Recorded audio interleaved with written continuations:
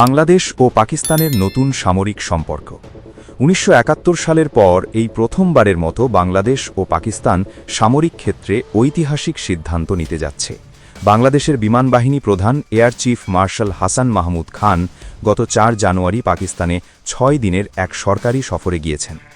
JF-17 thunder এই সফরের মূল উদ্দেশ্য হল পাকিস্তানের তৈরি JF-17 থান্ডার যুদ্ধবিমান পর্যবেক্ষণ করা এবং এগুলো কেনার বিষয়ে আলোচনা করা।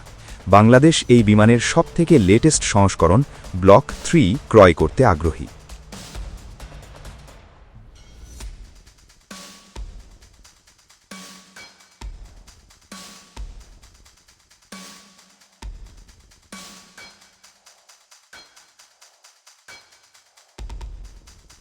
বিমানের ক্ষমতা ও বৈশিষ্ট্য JF-17 থান্ডার একটি 4.5 জেনারেশনের যুদ্ধবিমান। এতে চীনের অত্যাধুনিক KLJ-7A রাডার এবং PL-15E দূরপাল্লার এয়ার টু এয়ার মিসাইল ব্যবহার করা যায়। এই মিসাইলটির পাল্লা প্রায় ৩০০ কিলোমিটার এবং এটি ভারতের রাফেল যুদ্ধবিমানকেও ধ্বংস করতে সক্ষম বলে ভিডিওতে উল্লেখ করা হয়েছে।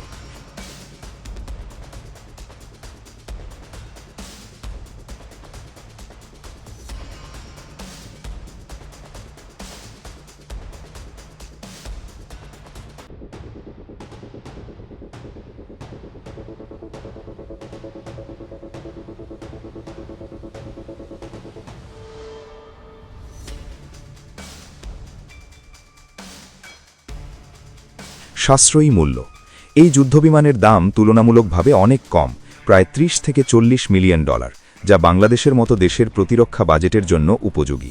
পশ্চিমা দেশের বিমানের তুলনায় এর রক্ষণাবেক্ষণ খরচও কম।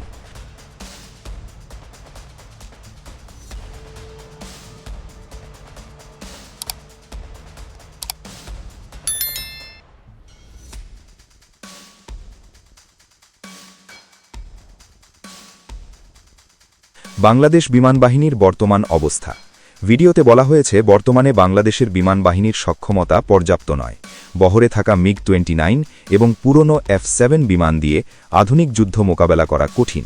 তাই ১৬ থেকে ৩২টি JF-17 বিমান কেনা হলে বিমানবাহিনীর সক্ষমতা বহুগুণ বৃদ্ধি পাবে।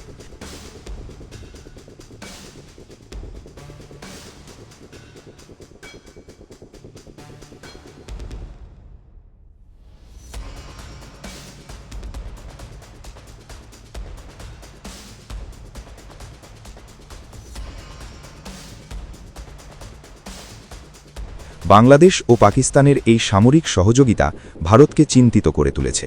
ভিডিওতে দাবি করা হয়েছে যে ভারত সবসময় এই দুই দেশের মধ্যে দূরত্ব বজায় রাখতে চাইলেও এখন পরিস্থিতি পাল্টাচ্ছে।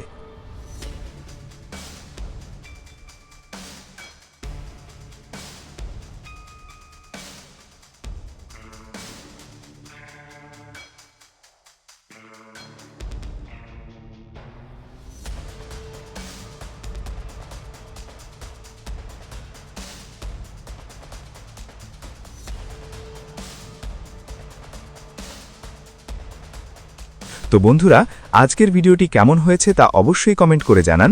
আর আপনি যদি আমাদের এই চ্যানেলে নতুন হয়ে থাকেন তাহলে ভিডিওটিতে লাইক দিয়ে চ্যানেলটি সাবস্ক্রাইব করে দেন। তো দেখা হচ্ছে নতুন কোনো ভিডিওতে। সে পর্যন্ত ভালো থাকুন, সুস্থ থাকুন। আল্লাহ হাফেজ।